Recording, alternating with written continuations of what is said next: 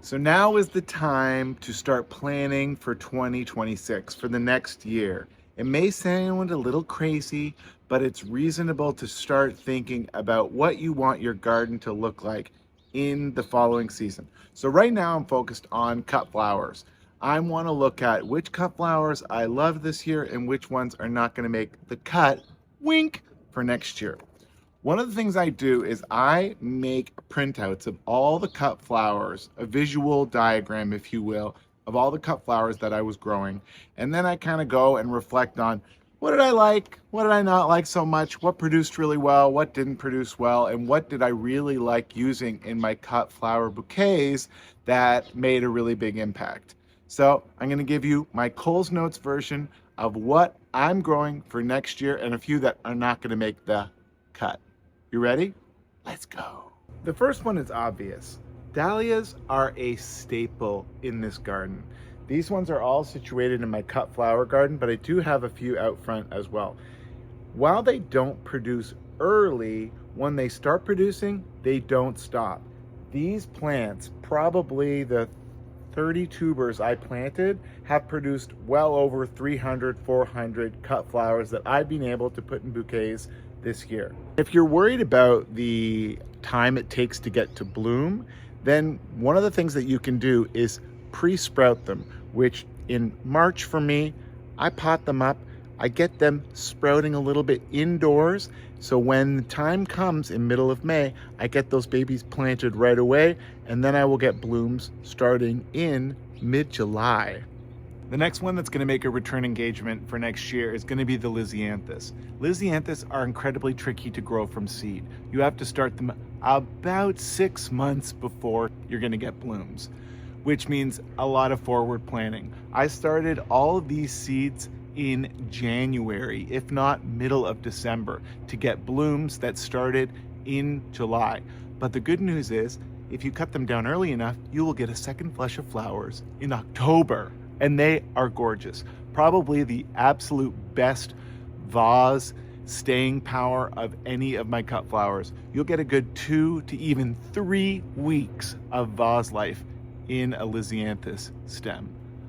I know. How could you say no to these beauties?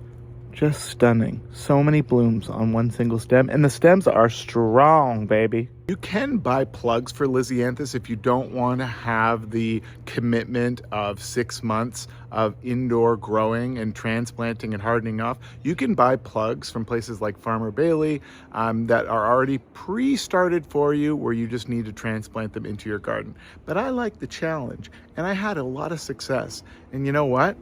For $4 for a pack of seeds, totally worth it. Over here we have all my Snapdragons. I grew 3 varieties this year, and they started blooming probably at the end of June, and they did not stop producing at all. We're here towards the end of October, and they are still giving me fresh flowers to bring inside.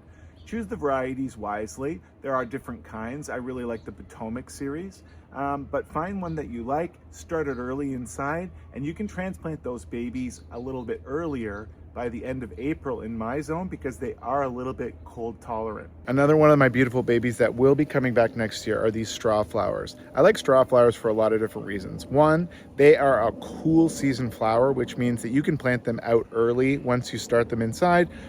Probably for me by around mid-April, and you are going to get blooms after blooms after blooms all the way through October. And what I love about them most is that they make excellent dried flowers. They dry so lovely, and you can keep them in a vase with no water to enjoy all winter long. And you know what? There's nothing wrong with that, am I right? Strawflowers smell like nothing, but they last forever. If you're looking for a great filler, I don't think you're going to need to look further than these beautiful little babies called Feverfew.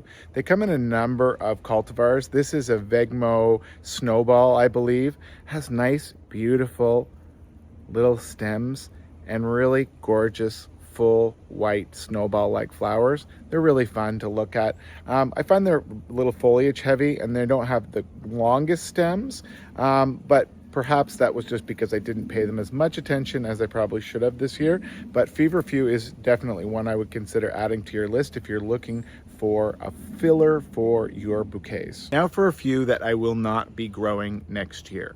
Perhaps if you were doing more elevated bouquets, amaranth would be a great choice for you. But for my purposes, it didn't really work. I found, as pretty as it is, it took up quite a bit of space in my raised beds, and I didn't really know what to do with it. A more talented florist would know what to do. I am not a talented florist. I am a hobbyist. So this to me is probably not going to make a return engagement to my garden next year. Likewise for this Nicotiana, it smells lovely. The scent is divine. It blooms in the evening. It's very unique. However, I found that it has very sticky stems that often get covered with a lot of bugs, and which made it just not that appealing to me to cut and put in my bouquets to bring indoors.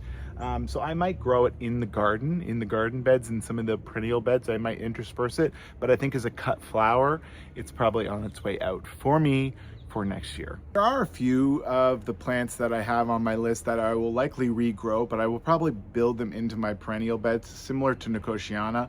Things like Bells of Ireland, Scabiosa, that didn't maybe need the care and love that they get in the raised beds.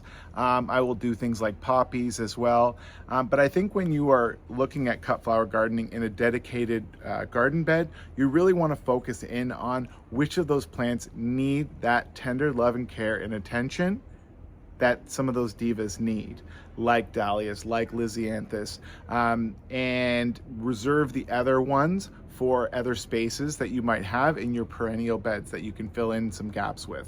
But that's just me. But tell me, what are you growing next year? What are your plans? I'd love to know. I'm always looking to experiment with new plants in my cut flower repertoire. Don't forget to subscribe, and thanks for watching. Wink!